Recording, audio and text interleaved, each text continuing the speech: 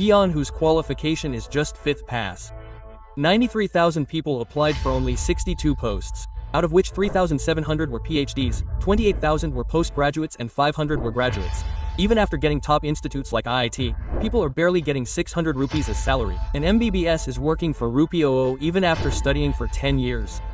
India's youth is yearning for small jobs. Lots of people have to work as delivery boys after graduation.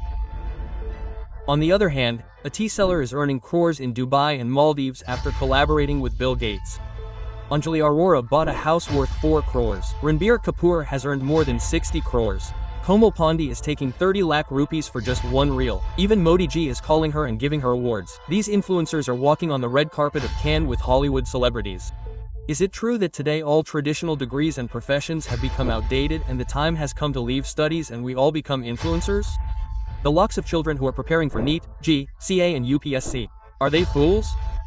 Is there no value left in studies, schools and colleges because it seems so? Politicians are going to meet them. The public is giving them so much respect. They have so much money that they cannot count it. New cars are being bought every day. They are not able to stand in India. No matter how good a student you are or how top jobs you do. After seeing the huge earnings of these influencers, you too must have had a little self-doubt at some time or the other that whether you are really left behind. In this video, you will get rational, practical and unbiased answers to all these things which are the result of observation and analysis of the last several years and will surprise you.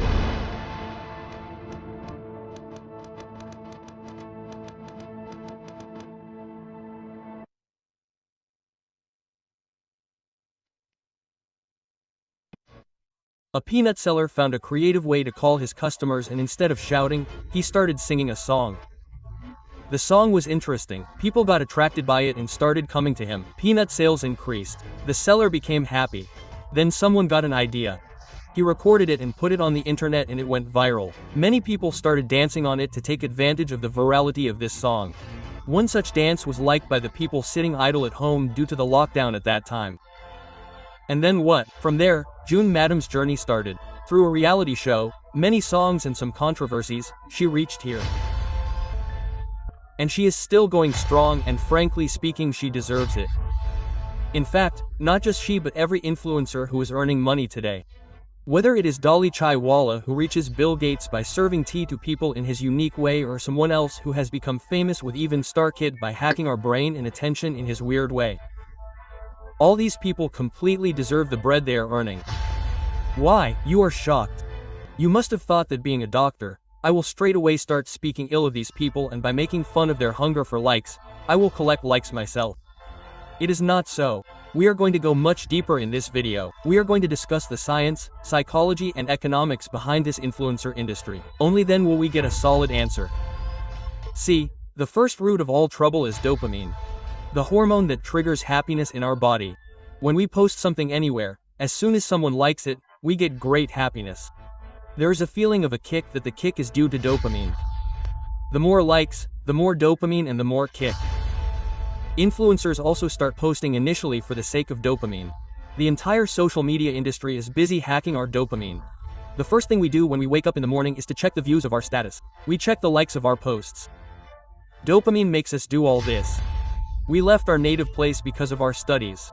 We made 4 friends in college and then left them too because of a job. Now our social circle has become so nuclear and weak that there are not enough people around us to meet them and get appreciation. And because of this, we have started asking for validation in the form of likes and followers from strangers on the internet. Well, dopamine started it, but it is sustained by money. A middle-class boy who has come to take coaching by somehow asking for money from his family and arranging here and there. He is rubbing his head on iron benches all day. He has no place to eat or drink. He is going through mental torture just so that he can somehow get a good rank. His drop years are more than the entire career of an influencer. Even if he gets a job tomorrow, he will not be able to earn much. It will take him 15 to 20 years to buy a small house of his own. Modi ji is not going to call him and give him such awards even if he works hard day and night honestly for 10 years. Why is it that influencers are earning so much from 1 reel that people doing 10 jobs are not able to earn in a year? No influencer works hard day and night for charity, youth empowerment or to improve the social status of India. Either the influencer is earning money or he hopes that he will earn money. Now the question is, where does this money come from? So see, Ultimately, it comes from our pocket. But immediately companies give them almost all the companies want to target the youth. So the youth may not earn anything but spends a lot. That is why more than 70% iPhones are being sold on Emi. Shoes worth 80,000 are being bought, even if people are able to run their houses with that. But in the last few years, a unique problem of penetration has been created for these companies. Today's youth does not watch TV, gets entertained by YT and Insta, does not read newspaper, gets to know everything in real time on Twitter. So all the companies are forced to come on social media platform.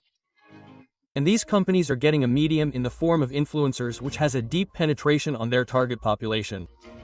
And the biggest thing is that this target customer base trusts those influencers a lot. This trust is a very valuable commodity. It takes a lot of time and hard work to earn it. And this fact is well known to the influencers who are charging lakhs and crores of rupees in exchange for transferring their trust. But did you notice one word: medium? Yes, for these ruthless companies, the influencer is nothing more than a medium. If for any reason the public loses trust in an influencer, these companies will not take 2 seconds to withdraw their money. On the other hand, there are those influencers who sell aspiration. No matter how simple their own life is, they show people as if they are living an extremely successful, ultra-rich, always happy life. Seeing these people, we buy their endorsement products and spend our hard-earned money to live a life like them. Their game goes on fine till the public is not aware of their truth. But as soon as their secret is revealed, both their reach and earnings disappear overnight. Now you will say that there are many influencers on whom we do not trust at all. Nor do they show any aspiration. We watch them just because it's fun. Mostly Instagram models or people who create cringe content fall into this category.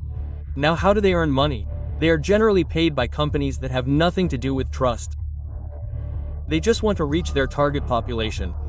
And the greed with which their target population watches the influencers' content, under the same greed they invest money in these companies, which is mostly not even legal. Now, in the process of promoting such controversial products, the reach of the influencers also gets dated in a few weeks and the public also starts getting bored of them. Eventually, the companies also stop paying. These 3 reasons for the inflow of money are trust, aspiration, and reach. There is a big problem with all 3 of these. All 3 are fragile. They can end in a jiffy at any time. The founder of TVF who started this whole empire, but the #MeToo allegation happened. The public's trust ended immediately and he had to resign from his own company. AIB's story is the same. And what was once India's top channel is now dead. A government regulation comes. TikTok gets banned and God knows how many influencers were left on the streets. When PUBG was banned, the views of big YouTube gamers related to it completely ended. As soon as people came to know about the truth of UK riders' car import, people reduced watching their content, and this is where our traditional career paths massively outshine the influencers. Suppose you become something by cracking NEET G or CA, then that talent, that skill remains in you for life. No matter how much the world tries to mislead you, your degree still has a lot of value and it keeps your value intact. This degree does not need any trust, aspiration, or reach to get you money. If you have this degree, you will get work, money, and will keep getting it through life as long as you are working. Once you have acquired these skills, you will not have to worry about what content I will create for tomorrow's board. What is trending right now? What will happen if my reach ends tomorrow? So the cushion of your worth will always remain with you. Because you have some actual tangible skills that fulfill the survival needs of humanity. Humanity needs doctors to treat diseases. Engineers are needed to improve and secure lifestyle. Teachers are needed to acquire knowledge. We need lawyers, realtors, businessmen, and even a junk dealer. But the absence of influencers will not make much difference. Now here you can say that if this is the case, then why are these doctors and engineers not earning such extreme amounts which these influencers are getting?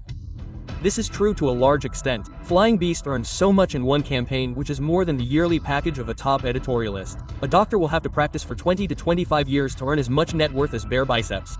Even then he may not be able to earn. And the reason behind this is the concept of demand and supply. See, traditional careers are made from colleges.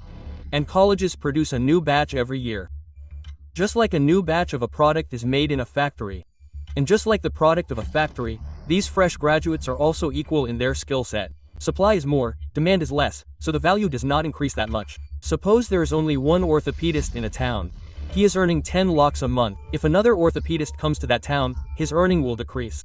He will still earn around 6 to 7 lakhs, more than the new one because there is a trust factor, but gradually when the second one also gains trust, his earning will also be around 5 lakhs. Now if someone else comes, this earning will directly convert to 3 lakhs, because more or less, all the orthopedic jobs are the same. On the other hand, the influencers, at least the top one, are unique in themselves. Ankit is the only one. No one else can become like him. Many have tried and seen. That is why he can charge exorbitant amounts and companies will pay. Carrie Minotti is unique in itself. After that, many wanted to make a roasting career like him but could not.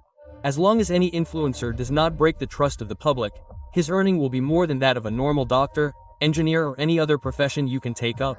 But the day the trust is broken, they do not have any fallback option. They are not going to make a comeback.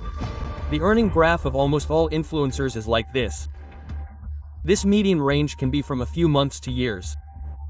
But this downfall does happen. Highly successful users like Technical Guruji, Mumbai's Nikhil, Amit Badana have had a downfall. At one time their views, which were not less than millions, are now only a few thousands. As quickly as influencers go viral, they are also forgotten. Whereas the earning graph of normal professions is like this. In the beginning, the earnings of the entire batch are the same. But with time, their experience, skill sets keep increasing and the earning also increases in the same proportion. Those who spend their lives in so-called boring professions also get rewarded for it. The mistake we make here is that we look at the earnings of a few select influencers whose number is less than 0.1% and forget those millions of influencers whose earnings are less than a hard-working laborer. Classic example of selection bias. If we talk about the top 1% of traditional jobs, then the influencer industry will feel ashamed in front of them. Dr. Naresh Rehan, who is India's top cardiologist, takes a salary of 14 crores per annum. Another big problem of the influencer industry is the butterfly effect. Remember the first story. If that song had not gone viral, then perhaps Anjali Arora herself would not have gone viral. If 75 Hard had not been there, then perhaps we would not have known Ankit Bayanpuria. This is called the butterfly effect. If a small thing of the past changes, then the entire future changes. That means you do not have any roadmap to become this type of viral influencer. In fact, no one has it. If one small thing works, you may gain millions of followers overnight, and if it doesn't work, then even working hard for years will not help. There are many people who became momentarily famous but forget about anyone else. Even they themselves could not repeat their success. If we talk apart from money, there is a very big dark truth of the influencer industry. External validation. And the biggest problem with this external validation is that it is external. What the influencers think about themselves does not matter. Do other people consider them good or not? Do they like them or not? Only that matters. Absolutely, your life is on. The day their views decrease, the first thing to end is their dopamine, but by then they have become addicted to dopamine.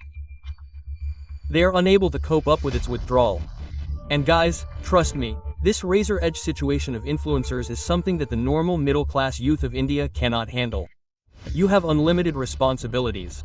You have limited resources, limited time to set up your career. You cannot afford to invest them in these highly risky gambles right now. Because you are not one of those rich brands that if your influencer career doesn't work out, then on the basis of your father's money, without a degree, without a job, your life can go on like this for years. You have to earn bread for your house. Remember guys, I sincerely hope that you like this video a lot.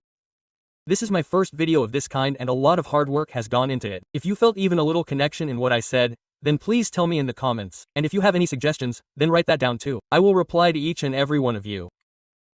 And do subscribe because the next topic is even deeper, in which we will talk about the biggest problem of India's youth. See you there and thank you.